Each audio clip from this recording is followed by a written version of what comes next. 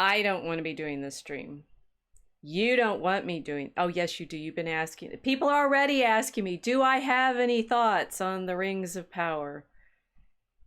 Well, a little few. Only the ones that I can, of course, glean from reading the Dark Herald's reviews on Archaven and averting my eyes when the trailers go past and noticing the endless comments that are showing up. Okay, so I guess I have from the social media, from the reviews, from the trailers that I seem not to have been able to avoid, a few opinions, which I will share with you tonight on the Mosaic Arc.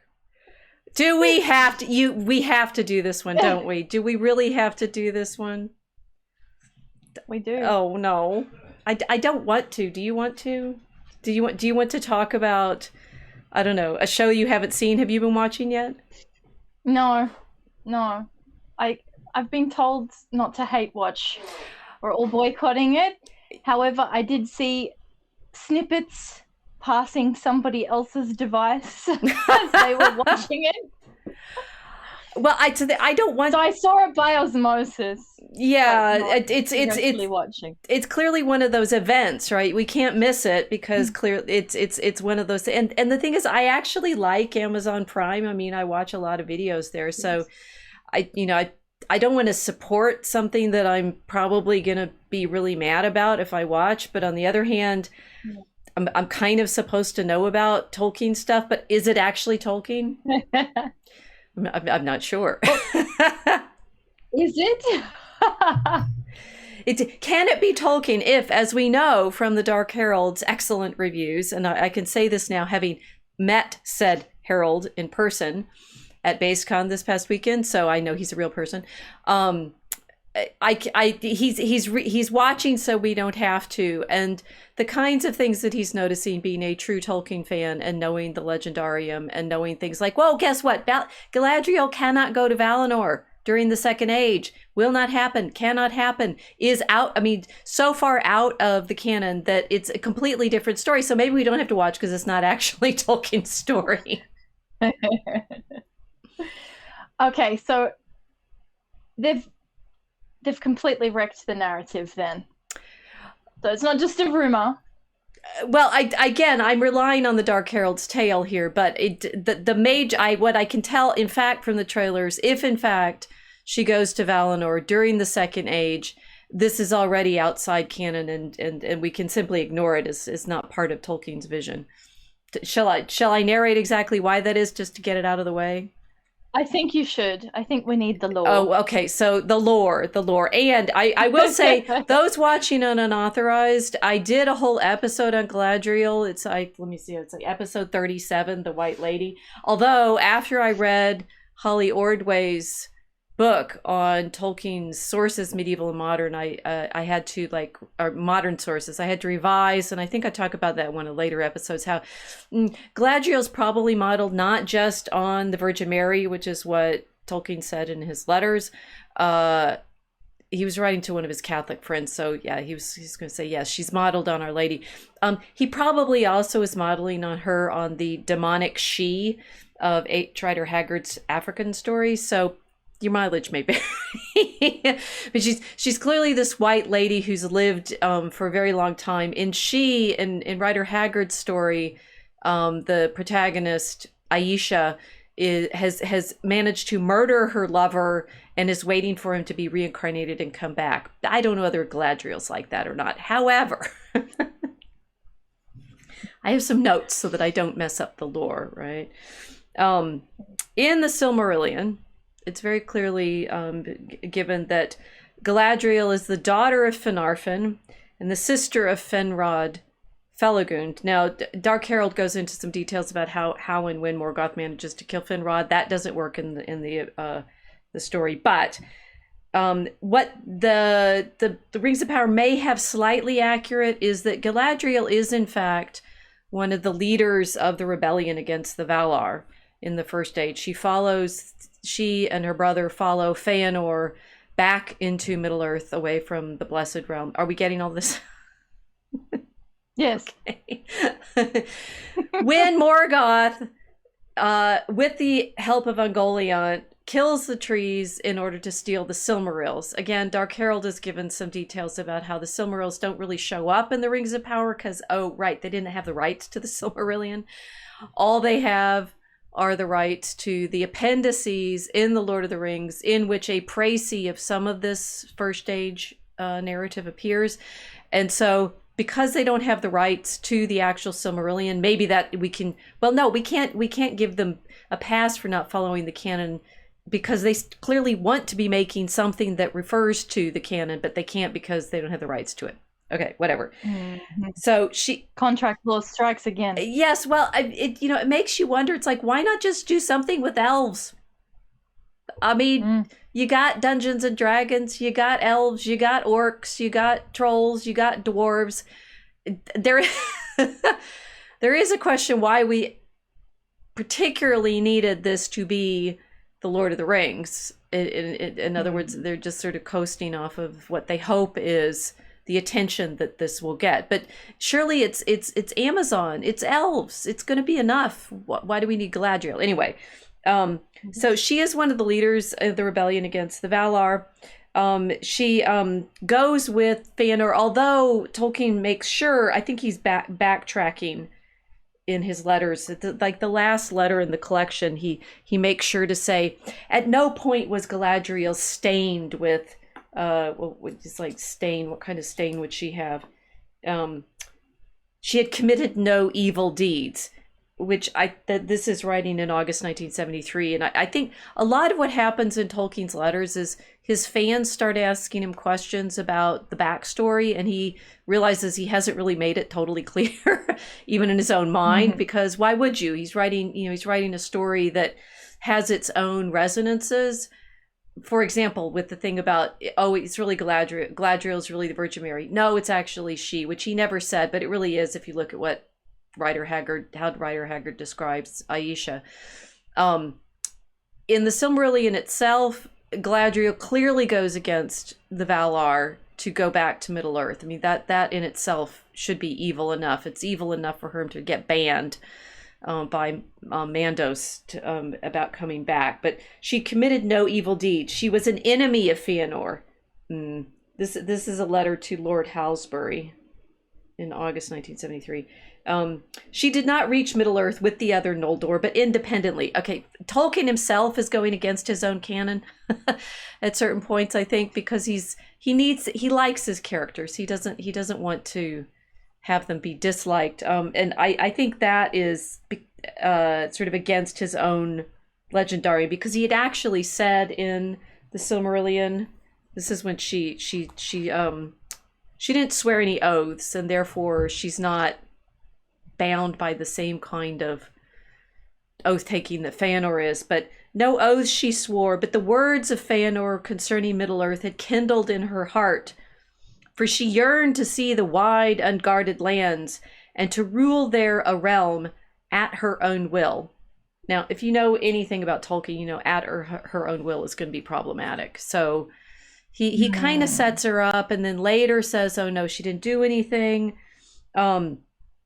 She spends time in Doriath, and this I think I didn't notice the Dark Herald pointing this out, but it's going to be a real problem in Rings of Power if like she has some kind of romantic fling with Sauron, because of course it's set up because he's the bad boy and he's kind of handsome, and who knows, she's married. and then specifically she's married to Celeborn of Doriath in the First Age. So again, throughout the Second Age, there is zero way she's going to be the character that she appears to be already in the first 3 episodes of the Rings of Power, which is unmarried or unencumbered, or not really mentioning the fact that she's married to Celeborn. She also, go ahead. Strong, independent female. Strong, independent female. Very curiously. Okay, so in his letters, Tolkien you realize I did do my research so that we could get this part out of the way. He explains in a letter, this is a letter from, it's a long letter.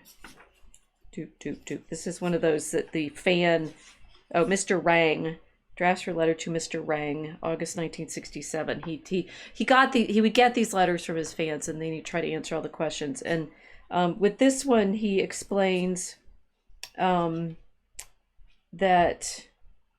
Galadriel specifically, after Arendelle goes and pleads with the Valar for help against Morgoth, so this is the end of the First Age, Galadriel is one of the few of the exiles who is not allowed to return.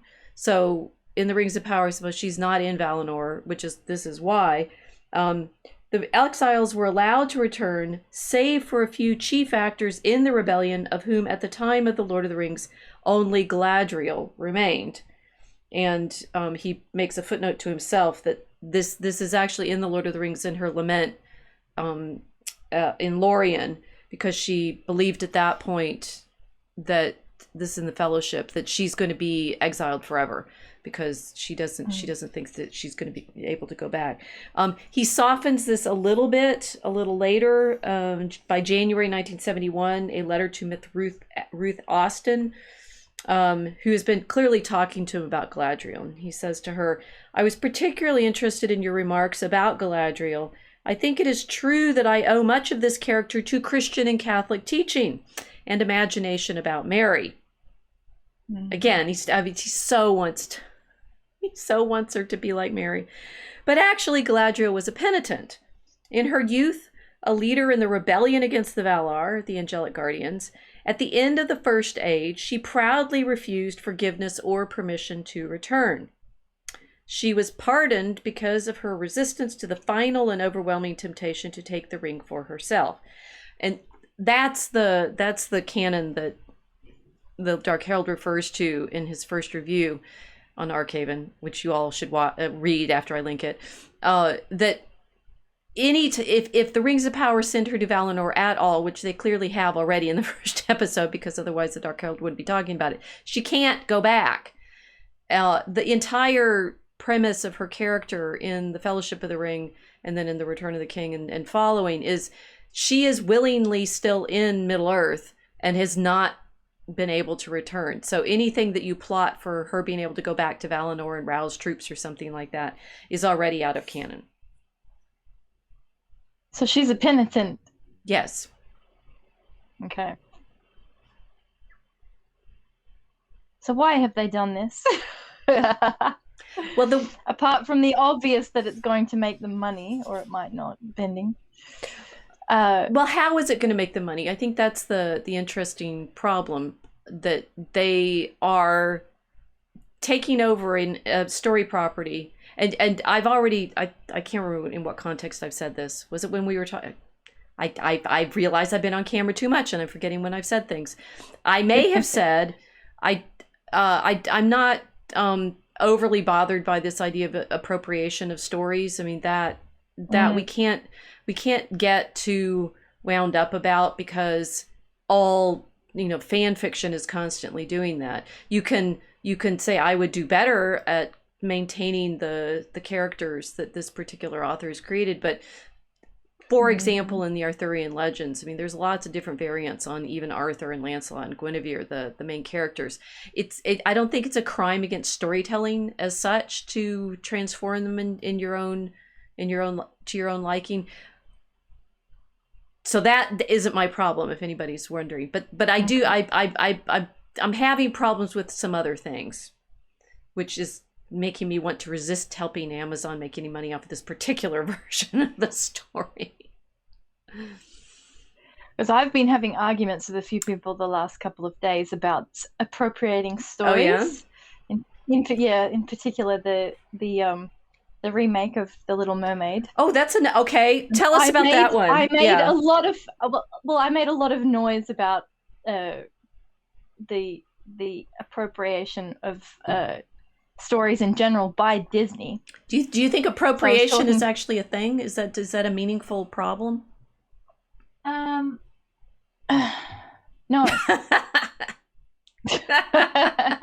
Uh-oh. we just lost our audience. Please tell us. Well, in this particular discussion, it was about whether or not Disney's rendition of The Little Mermaid was sacred and untouchable and could never be done again. And I argued that Disney is doing what it's always done, which is take stories from other cultures and fashion them and Disneyfy them. Which Tolkien was worried about. He didn't want his own dwarves Disneyfied. Yes. But I think that has a lot more to do with the person who is doing the storytelling or who is doing the remake. Because in this sense, the horror of the European fairy tale was taken out for the most part in the Disneyfication process, and also possibly the morality behind the morality tale. So Mindy's gonna kill me, but my argument is that the American Disney storytelling machine is doing what it's always done, which is just remaking other people's stories. And I was trying to ask everybody, what exactly is the American story? Because The Little Mermaid isn't, it's Danish. And so a couple of people put their hands up and everyone said, okay, so the Disney princess that is American, she is Pocahontas. I said, yes, okay. So even with that narrative, they've taken from something that happened and still changed it. So this process of taking something and changing it is happening all the time. So it doesn't really bother me that much, but I know everyone's very upset by the remaking process. I mean, we do obviously have some questions about the Galadriel that we've seen in the trailers. Yes. But is it the appropriation as such? I mean, taking a story and retelling it and making it more in the argument that one wants to make of the story. That are we at that level of, oh my gosh, you know, it was wrong for Amazon to buy this property at all? Well, they've changed something which people perceive as sacred. Well, I mean, I'm happy that stories seem sacred. I mean, really, who changes stories and rewrites them and, oh, I don't know, makes the bad guy into the good guy? Who would do that? Tim Rice and what's a Jesus Christ Superstar? It kind of happens a lot. Yes. Yes. It does. Okay. So are we? Is it the appropriation as such that's the problem? That's a great question. It doesn't seem to be the problem. The problem is the changing of the meaning behind the story. Well, okay. In this case, the thing is, I'm not even sure I mind the changing of the meaning behind the story. I'm mad about bad storytelling.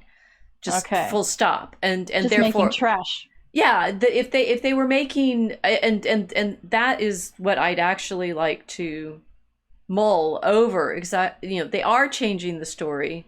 It's already feeling, at least it's upset, you know, some reviewers. It's certainly upset a lot of the Rotten Tomatoes fans. I've seen, you know, there was a First Things review that was saying, oh, but it's tapping into the transcendental, and therefore the Rings of Power is probably actually, you know, doing what Tolkien would have wanted to do with his stories. I think in the long run, worrying about whether we're doing what Tolkien would have wanted to do with his stories is irrelevant. Okay. So why is this upsetting? Why is this upsetting to me? Is it upsetting to the Tolkien fans? Why has this particular telling upset everybody, especially with Galadriel? Well, what have they done? The thing I've seen most people talking about is not Galadriel, but the casting of different hued people into the character groups that, you know, may or may not have been tawny skinned in the story, which again I consider curious and kind of irrelevant in the concerns that people are having. I mean, in the sense that yeah, it's sort of I almost that it's like that the casting was designed to signal one thing, which people are obviously picking up on and saying, oh well, we're meant to worry about this being a story that was meant to be set in this period in English prehistory that is mythological and yet inaccessible through some kind of imaginative exercise, and therefore it's as nonsensical as putting, I don't know, Ray Fiennes in a movie about an African kingdom or something. Mm-hmm. Like, okay, that's you could say that, but again, I think people can get distracted with the shiny and miss the thing that is actually going on in the retelling. So they're worrying about aesthetic changes instead of the deeper change, which isn't Hugh.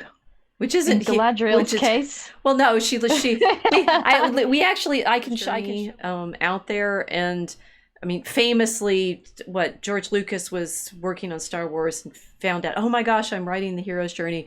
That this is the Wikipedia, the graph of it. You call to adventure. Mm-hmm. There's supernatural aid that comes, and there's a threshold which you have to then go through your transformation. I think that's what you're referring to just now. This descent.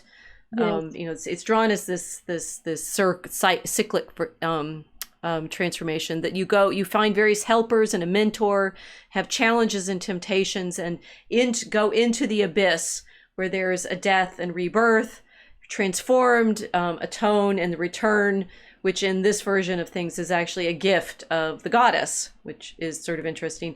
And you could say, yes, in maybe in Tolkien's version of these things, Galadriel previously had that sort of goddess role because she gives the fellowship gifts after they've gone through Moria, emerged after the battle with the Balrog without Gandalf, and they go into Lorien, and she gives them wisdom that then helps guide them further along, and they cycle through, I suppose.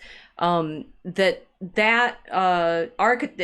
claim of the archetypal is became famous out of Joseph Campbell's study of mythologies. The mm-hmm. hero in all of these mythologies goes through this kind of transformation. This has, of course, been made very popular by, Jordan Peterson, who likes quoting this particular cyclic variant. And what you're saying is it's frustrating because the women are not willing. Either the women are trying to take over this journey, or they're not willing to do it. Which is they're not doing it though. This is the thing. They're not doing it. They're pretending to do it, but they're not doing it because that kind of heroic arc, or the process, it requires a kind of submerging into the kind of horror and darkness of the underworld. Like the old Greco-Roman understanding of this I've been reading about is you're going into a place where you're facing things like the Titans, or you're facing monsters like the Greek heroes had to face. It seems like what's happening now is women are still expecting men to slay the monsters for them, but not give them the credit, but at the same time are preventing men from embarking on this process themselves without direct supervision of the women. So you get, what I'm seeing is there's this kind of schizophrenic tyranny of wanting to have the journey done for you, but not allow the men to do it for you without your supervision, which you can't really do because you don't know how to do it. You've never done it. So it's like the. I think you need to unpack this a bit. So we've already established that there's a kind of schizophrenia in thinking that it's edgy to put Galadriel in armor in the first place. Yes.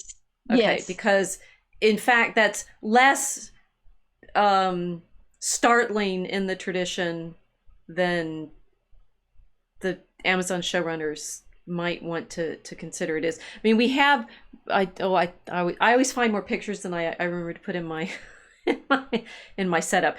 So they're modern pictures of Joan of Arc in armor. She was very, very popular, of course, throughout the 19th century in France, and statues and plays and things like that. Woman in armor is a very familiar image, thanks to Joan. So that particular quality of simply dressing her up in the masculine equipment is not. It's like we're trying to say, it's not as edgy as Amazon presumably wants to think it is. But now we have the schizophrenia of exactly which journey is who going on in what terms. Yes. Do you think women actually do want to? Because in what we know from the review, Galadriel is the one that kills the cave troll, which even Gandalf had some difficulty with in Moria. Yes. Some women do. Some women do want men to kill the monsters for them? Yes, they do. They do. And then others are killing monsters. But in Christendom, we made this distinction, I think. Well, so let me give you, there's a further schizophrenia in this. I've been showing the sort of, if you Google hero's journey, this is the diagram you get the most of, right? Which the known to the unknown that we get most. And I think that's because, but it's partly because that's the one that Jordan Peterson has been talking about most. We go from the known to the unknown, and the unknown takes you into the abyss. That's not actually the way Campbell described it. He had a little different version. And his was more actually tied to myths of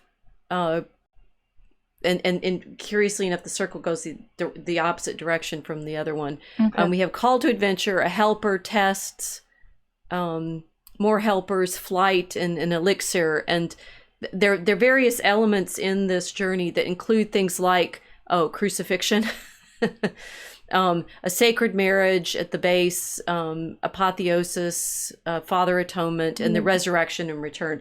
It's clear if you follow the journey the way Campbell described it, there's a particular hero that this journey is modeled on. Not absolutely every hero in world mythology, which is, of course, why Campbell gets roundly ridiculed by most scholars in world mythology, because, well, he kind of picked and chose to fit one particular story. What story was that? Oh, I don't know. Would it surprise you to learn that Joseph Campbell grew up Roman Catholic? And this fits in with our general Dragon Common Room exploration right now. The first major book that Campbell wrote was, oh my goodness, A Study of Finnegan's Wake. Which he was running the river. He was running the river, and his idea of a monomyth he actually got from, Finnegan's Wake. So his monomyth, we've already learned that the monomyth of Finnegan's Wake is, shall we say it all together now, Christian minstrelsy.